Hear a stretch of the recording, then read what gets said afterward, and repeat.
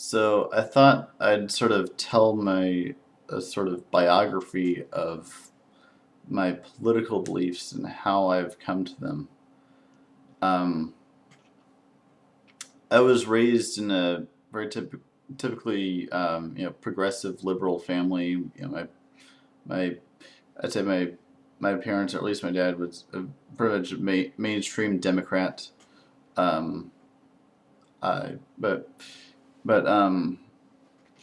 in my college years, I started, talking a lot of message boards on the internet, and was introduced to the ideas of libertarianism, particularly this Lockean idea of natural rights, yeah, and eventually and eventually I was swayed by that, um, and they particularly was the what they got me with was the notion that taxation is theft. That's yeah, the government has no right to take your income that you earn. Well, what was interesting in sort of changing my mind about that was first was I discovered the work of Henry George, this movement called Georgism. Um, it's weird to say that I discovered it because my uncle had was actually working at a Georgist organization. So he already knew about Henry George. So I'd heard the name before, but I'd never really gotten into it before. And so I started exploring it and found, that oh wait, um, that actually taxing land wouldn't be stealing the product of someone's labor. It would actually be restoring the product of one's labor by taking the unearned increment.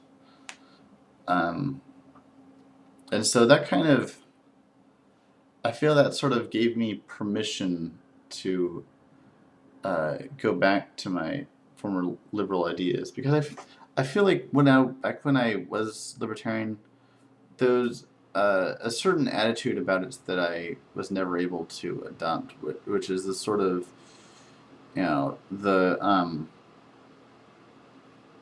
poor and unfortunate.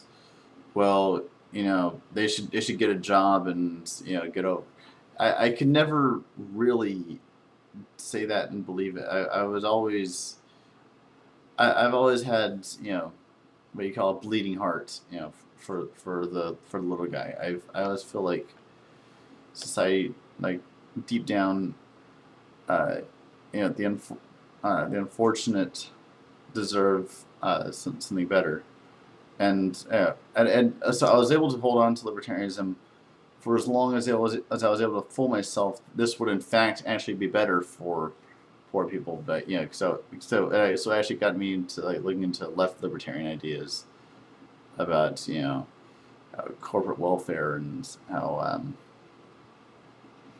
and how government is really propping up the rich. And there is a lot of truth to that, though. There's also the truth that government does a lot of things to help the poor. So what I eventually came to the conclusion is it's a mixed bag. That yes, libertarianism does have some truth, and yes, the individual does have dignity and is not a means to an end.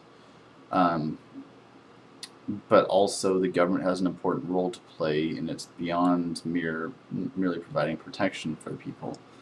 That yeah, what I guess should back up a bit is that after discovering Georgism, that kind of really got me into economics, and I studied other economic theories, that I would have been that would have been anathema to me in my libertarian days, like Keynesian economics and uh, like Irving Fisher, and got me really interested in studying monetary policy and so yeah, I mean I learned that you know mar- um, that markets are inherently unstable and that government can in fact play a positive role in stabilizing those markets.